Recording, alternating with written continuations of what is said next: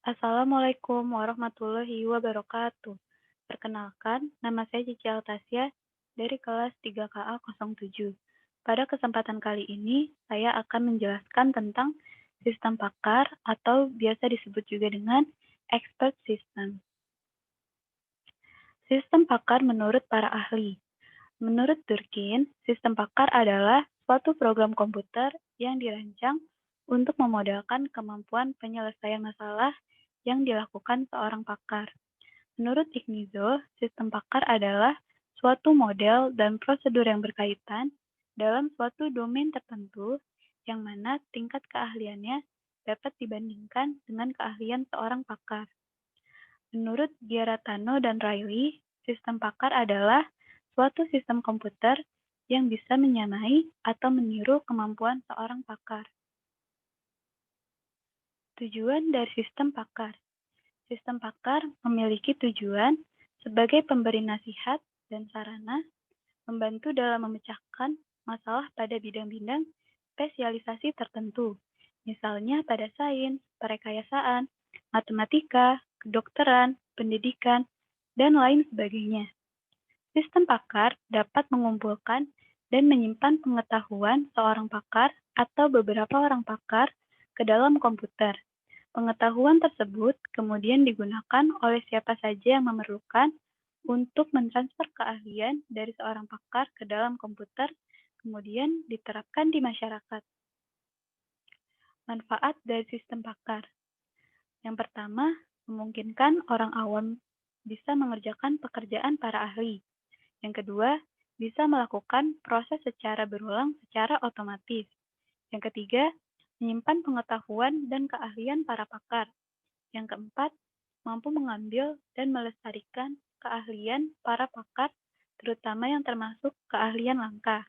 Yang kelima, tidak memerlukan biaya saat tidak digunakan. Sedangkan pada pakar manusia memerlukan biaya sehari-hari. Yang keenam, dapat digandakan atau diperbanyak sesuai kebutuhan dengan waktu yang minimal dan sedikit biaya. Yang ketujuh, dapat memecahkan masalah lebih cepat daripada kemampuan manusia dengan catatan menggunakan data yang sama. Yang kedelapan, menghemat waktu dalam pengambilan keputusan. Yang kesembilan, meningkatkan kualitas dan produktivitas karena dapat memberi nasihat yang konsisten dan mengurangi kesalahan. Penerapan sistem pakar. Yang pertama, ada MySyn dari bidang kedokteran. MySyn merupakan sistem pakar medikal yang bisa mendiagnosa penyakit, infeksi, dan merekomendasi pengobatan. MySyn membantu dokter mengidentifikasi pasien yang menderita penyakit dengan memasukkan data pasien berupa umur, riwayat kesehatan, hasil laboratorium, dan informasi terkait lainnya. Dengan informasi ini, ditambah pengetahuan yang sudah ada dalam komputer, MySyn mendiagnosa, selanjutnya merekomendasi obat dan dosis yang harus dimakan. Kedua, ada Folio dari bidang ekonomi. Folio merupakan sistem pakar yang menolong stockbroker dan tugas manajer dalam menangani investasi bagi kepentingan para pelanggannya. Stockbroker mewawancarai pelanggan untuk menentukan tujuan sumber dan investasi mereka.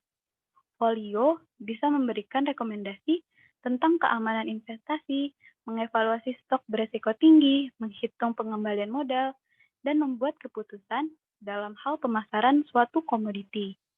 Membantu para perencana keuangan untuk memperkecil kerugian karena pajak, inflasi, atau faktor lain. Misal, turun naiknya nilai mata uang. Yang ketiga ada prospektor dari bidang geologi. Prospektor merupakan sistem pakar yang membantu ahli geologi dalam mencari dan menemukan deposit. Data yang diinputkan adalah berupa ciri-ciri geologi yang dicatat, sampel tanah, dan batu-batuan. Yang keempat itu ada Delta dari bidang manufaktur. Delta dibuat oleh perusahaan General Electric untuk membantu karyawan bagian pemeliharaan mesin lokomotif diesel dalam memantau mesin-mesin yang tidak berfungsi dengan baik dan membimbing ke arah prosedur perbaikan. Yang kelima ada PRIDE dari bidang industri. PRIDE merupakan singkatan dari Pinch Soul Interactive Design Expert atau Environment.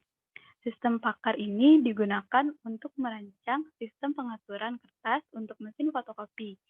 Sistem ini membuat perancangan dengan representasi pengetahuan tentang rancangan berdasarkan kumpulan goal, metode perancangan, generator, dan aturan-aturan yang terstruktur. Kesimpulan, sistem pakar atau expert system adalah salah satu cabang dari artificial intelligence yang dapat menyimpan pengetahuan dan keahlian para pakar ke komputer. Pengetahuan tersebut kemudian digunakan oleh siapa saja yang memerlukan untuk mentransfer keahlian dari seorang pakar ke dalam komputer, kemudian diterapkan di masyarakat. Berikutnya ada daftar pustaka. Bisa dilihat di sini, ada beberapa e-learning atau situs yang saya gunakan untuk membuat PPT ini.